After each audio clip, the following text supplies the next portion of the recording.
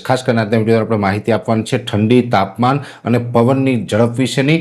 ખાસ બીજી માહિતી એ પણ આપવાની છે કે જે વિસ્તારમાં માવઠું થયું છે તે વિસ્તારના ખેડૂતોએ શું કાળજી લેવી જોઈએ।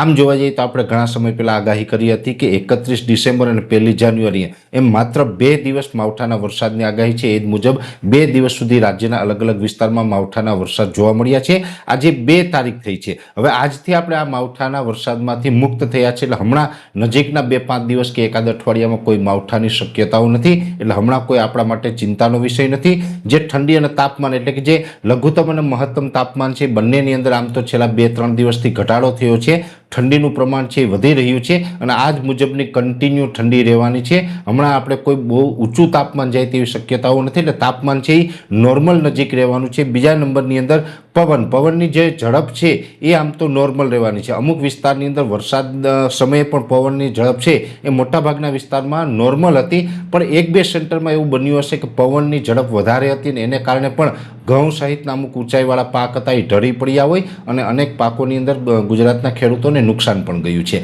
હવે હમણાં આવનારા 8 દિવસની વાત કરવા જોઈએ તો આજે 2 તારીખ છે, 2 જાન્યુઆરી 2026, 10 તારીખ સુધી પવનની ઝડપમાં કોઈ મોટો ફેરફાર થાય તેવી શક્યતાઓ નથી। પવનની ઝડપ છે એ નોર્મલ એટલે કે 12 કિલોમીટર પ્રતિ કલાકથી લઈ અને 15 કિલોમીટર પ્રતિ કલાકની ઝડપ રહેવાની છે, એટલે નોર્મલ પવનની ઝડપ રહેવાની છે।